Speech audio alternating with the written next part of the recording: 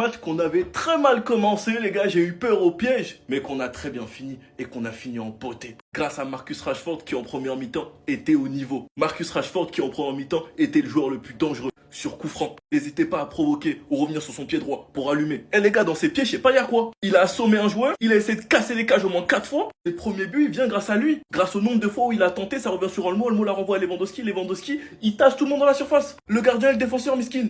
Olmo qui enchaîne les matchs en étant décisif, double passeur sur le premier but de Robert Lewandowski et sur le deuxième de Lamine Yamal. Lamine qui t'a raté ça en première mi-temps pour nous sortir ce banger en deuxième. Les gars, c'est ça, il y a quoi? Il aime pas les tapines? En tout cas, il s'est très bien rattrapé parce qu'on sait tous très bien comment ça allait l'incendier sinon. Et Bernal, les gars, quand je vous ai dit que c'était un crack, mais ne vous inquiétez pas, la Masia aura sa vidéo. Il part tranquillement en contre-attaque, il est entouré par 2 joueurs, il a la lucidité d'en feinter un et ensuite, les gars, le gardien peut rien faire. Première mi-temps très compliqué pour Koundé qui se faisait taser par Virgili, mais il s'est rattrapé en deuxième. Sinon, les autres défenseurs plus le gardien, j'ai rien à dire, que ce soit Baldé, Koubarsi, Eric Garcia et Johan Garcia, ils ont fait un très bon match. Maintenant, Madrid, on vous regarde. Attention demain. Sinon, vous les gars, vous en pensez quoi? Ramenez-vous sur cette impatience, sans nuit.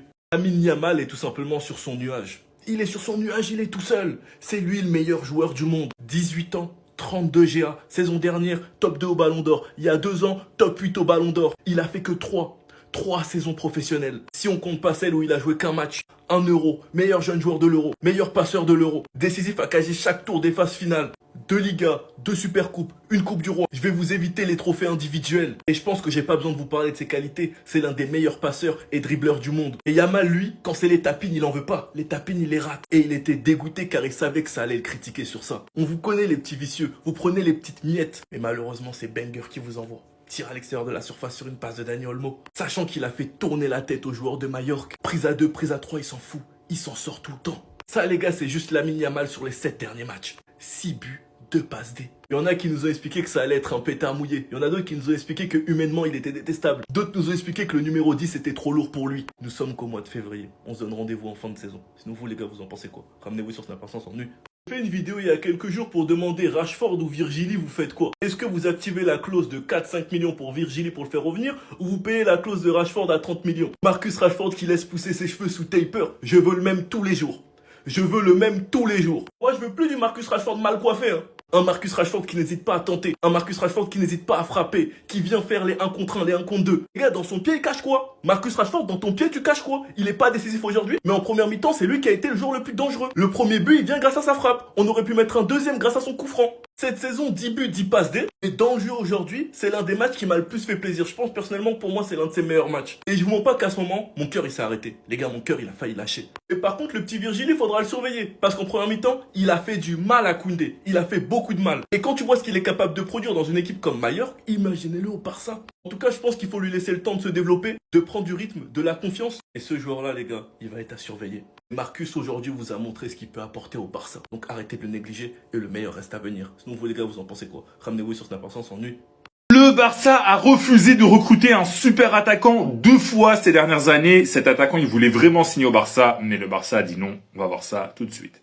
Vous savez que l'été prochain, il y aura sûrement un feuilleton concernant le poste de numéro 9 au Barça, puisque Lewandowski va partir et devra être remplacé. Et même s'il reste au Barça, finalement, ce sera en tant que remplaçant. Donc le Barça va recruter un gros numéro 9. Et ces dernières années, il y a justement un attaquant qui s'était proposé au Barça plusieurs fois, mais le Barça l'avait recalé. Cet attaquant, c'est Ademola Lookman, qui vient d'ailleurs de signer à l'Atlético. Il s'est proposé, bon, c'est pas lui qui s'est proposé directement, c'est son agent, mais bon, c'est la même chose, au Barça en 2024 et en 2025, mais les 2 fois, le Barça n'a pas voulu le recruter. Comme d'habitude, la source de ce que je vous raconte, c'est le journal catalan Sport. Le Barça n'était pas totalement convaincu par son profil. Voilà, c'est vrai que c'est pas un vrai numéro 9. À la base, c'est quand même plutôt un joueur de côté. Et en plus de ça, il y avait évidemment le côté financier à prendre en compte. Donc, il vient de signer à l'Atlético, comme je l'ai dit avant. Il a d'ailleurs fait un super match pour sa première. Il a marqué un but. Il a vraiment fait un gros match. Mais il aurait pu jouer avec le Barça.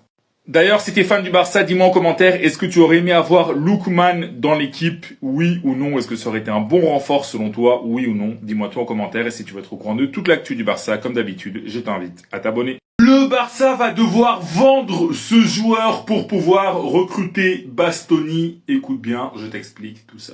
Bon, ça fait quelques jours que la presse catalane insiste sur le fait que Bastoni est la nouvelle priorité du Barça pour renforcer la défense cet été. Mais forcément, le défenseur de Nanterre, eh bien, il va être cher, très cher même, et pour le recruter, le Barça va devoir vendre un joueur. Et la direction, elle a déjà choisi qui vendre. Ce sera Gavi. Il est blessé en ce moment, mais c'est un joueur qui a une très belle cote sur le marché malgré ses pépins physiques à répétition.